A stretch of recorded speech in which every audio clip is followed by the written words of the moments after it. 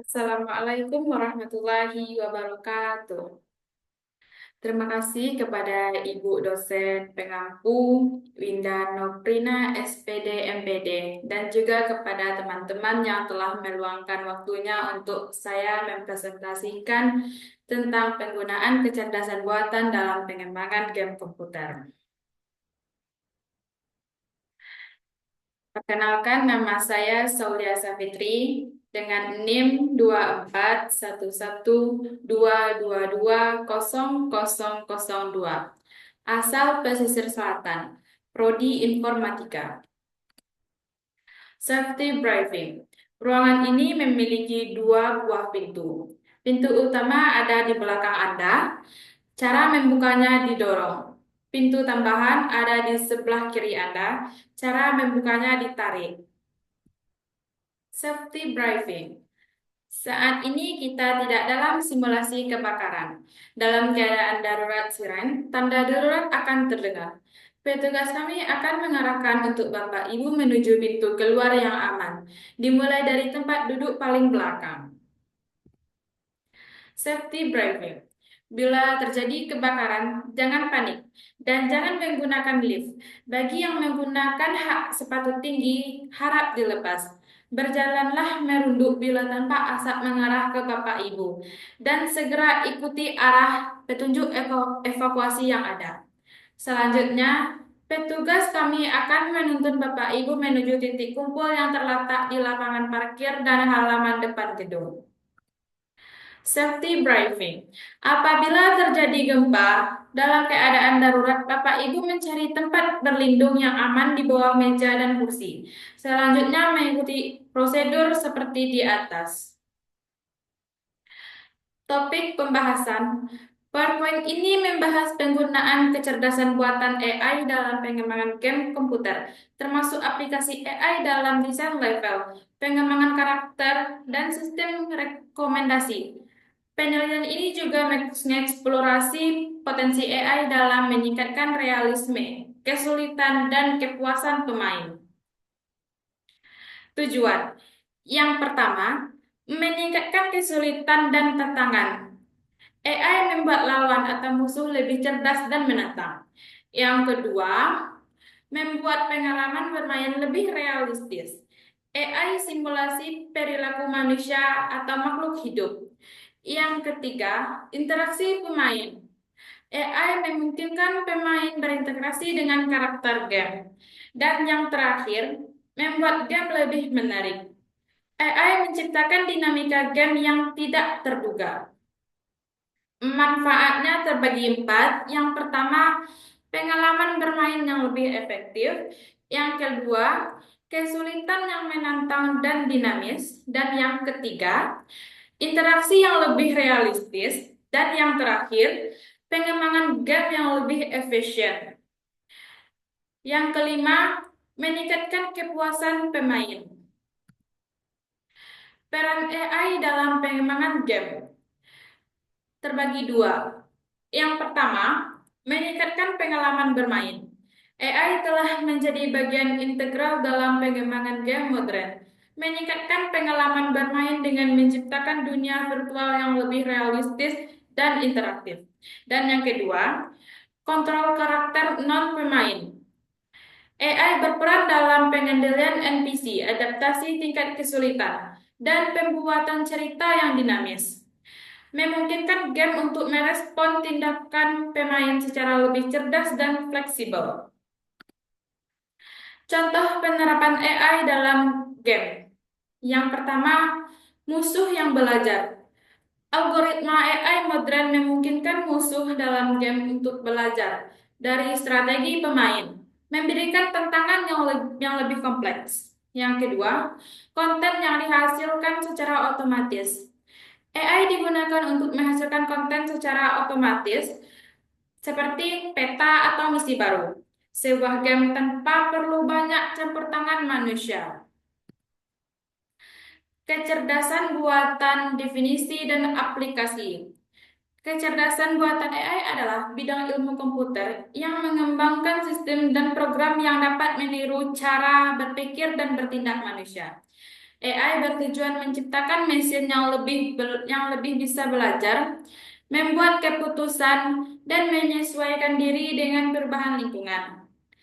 AI menggunakan berbagai teknik seperti machine learning, deep learning, pemrosesan bahasa alami, visi komputer, dan robotika untuk melakukan tugas yang biasanya membutuhkan kecerdasan manusia, seperti mengenali suara dan gambar, mengambil keputusan, dan memecahkan masalah. AI dalam pembelajaran berbasis game. Kecerdasan buatan AI dapat menciptakan pengalaman belajar yang berbasis game yang seru dan interaktif. AI memantau kemajuan peserta didik dan menyesuaikan tingkat kesulitan game sesuai kemampuan mereka. Contohnya, Kahoot, platform pembelajaran berbasis game, memberikan pertanyaan dan jawaban yang disesuaikan dengan kemampuan penggunanya. Pengembangan game, proses kreatif dan teknis.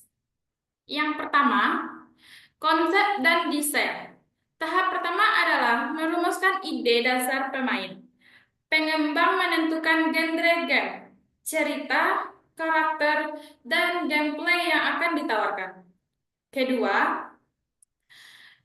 pengembangan dan pemrograman.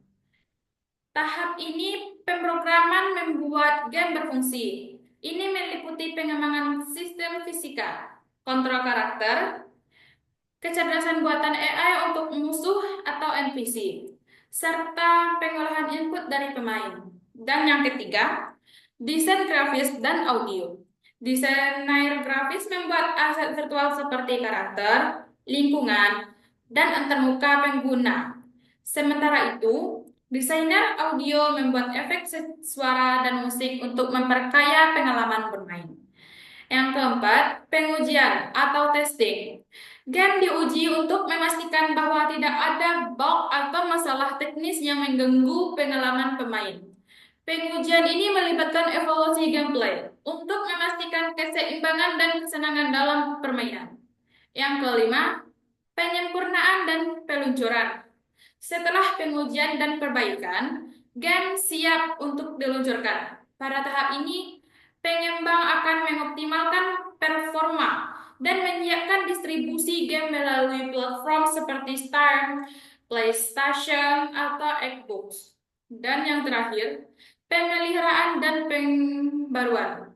Setelah game dirilis, dan pengembang terus memantau feedback dari pemain dan melakukan pembaruan, perbaikan bug, serta menambahkan konten baru untuk mencegah agar game tetap menarik dan relevan.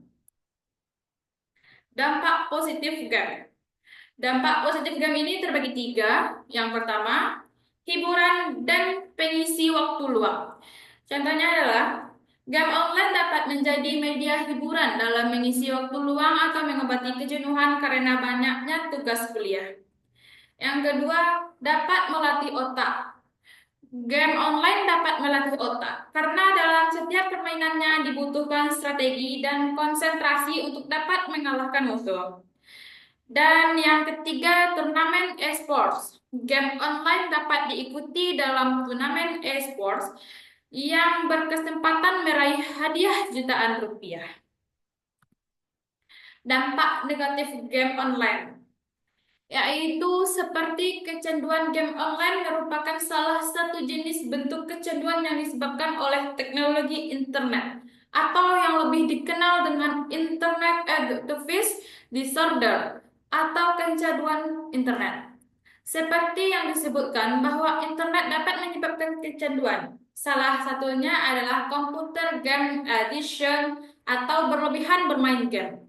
Dari sini, terlihat bahwa game online merupakan bagian dari internet yang sering dikunjungi dan sangat digemari, bahkan bisa mengakibatkan kecanduan yang memiliki intensitas yang sangat tinggi.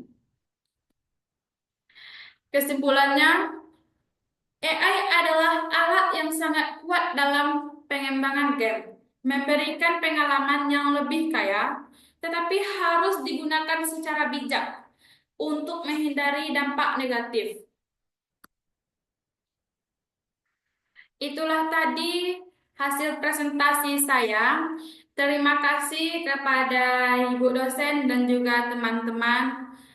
Kalau ada kata janggal dan salahnya, saya ucapkan mohon maaf. Wabillahi taufik wal hidayah. Wassalamualaikum warahmatullahi wabarakatuh. Udah, gimana matinya? Zara, gimana matiin? Berlebihnya.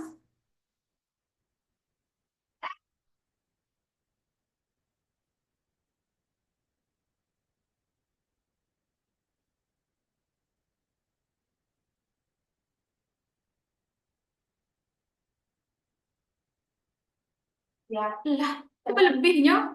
bisa potongnya lah ya. Bisa potong. Ada mati belum tuh? Apa amat musik? Tapi kan bisa dipotong. Berarti tetap stop.